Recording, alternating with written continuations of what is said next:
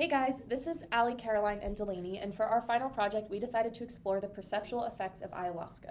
I was particularly interested in studying this drug because over the summer, Alex Wiss, who was a prominent YouTuber when we were growing up, came back to the internet after a very random and sudden break and released a video called I Joined a Cult, where she talked about her experience going to this retreat where she was taking ayahuasca. Even though in the video title she calls it a cult, she went on to several other podcasts and even her own video and discusses how she thinks that everyone should attend and experience one of these retreats. Ayahuasca goes by several names, many that aren't even listed here. The most common names for ayahuasca include Hawaska, Owaska, Vine of the Soul, or Vine of the Dead. This drug was originally used by Amazonian shamans in ritual ceremonies by folk healers and for a variety of psychosomatic complaints. The drug is made from the stem bark of the Banisteriopsis capi vine and is combined with N,N-dimethyltryptamine containing leaves of the Psychotria viridis bush. There are many reasons why people may use ayahuasca. These motives range from recreational to medical and even spiritual reasons. People use ayahuasca recreationally to communicate with spirits, to have magical experiences, for rites of initiation, and healing rituals. Medical uses include treatment for addiction, depression, and anxiety.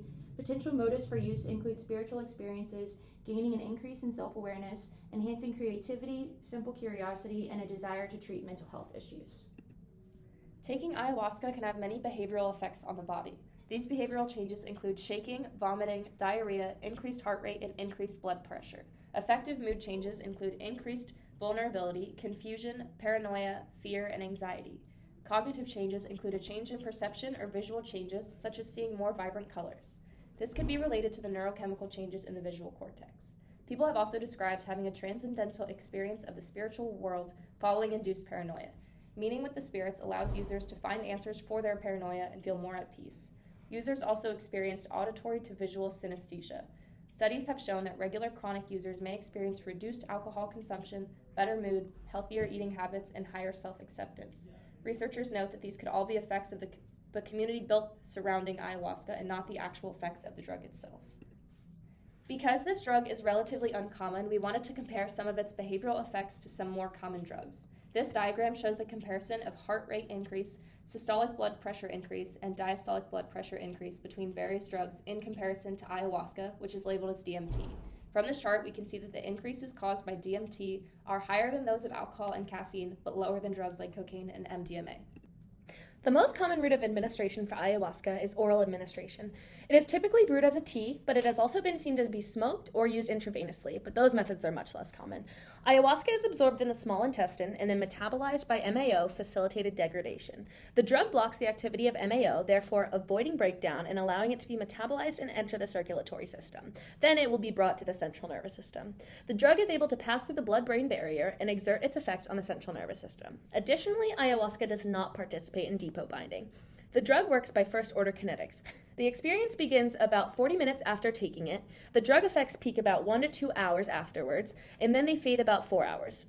Since ayahuasca is typically taken orally, it will go through first-pass metabolism and is most likely affected by the amount of food and nutrients that an individual's body has in the stomach.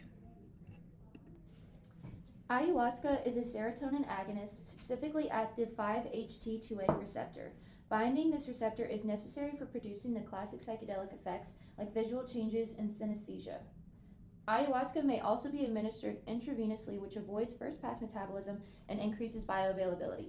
Administering this way will still allow the drug to act on serotonergic receptors when it enters the central nervous system. As we previously stated, ayahuasca works on the serotonergic system by acting as an agonist for serotonin receptors. The activation of this receptor is what produces classic psychedelic effects. The receptor is activated while simultaneously stimulating the vagus nerve, which may produce vomiting as a behavioral effect. Diarrhea is also an effect in response to excess stimulation of intestinal serotonin receptors. Overall, the 5-HT2A receptor is associated with sympathetic activation and can explain some of the behavioral effects that are seen with ayahuasca. Ayahuasca has not been found to be an addictive drug, as it only has weak reinforcing effects on the reward system and no negative psychosocial implications. Unlike many other psychedelics, there are mixed results of whether people will experience tolerance to the psychoactive effects of ayahuasca. Physical tolerance can develop to ayahuasca, but acute tolerance will not. Additionally, most users will experience no difficulty cutting down or controlling use of ayahuasca. And here are our references. Thank you guys for watching. Thank you.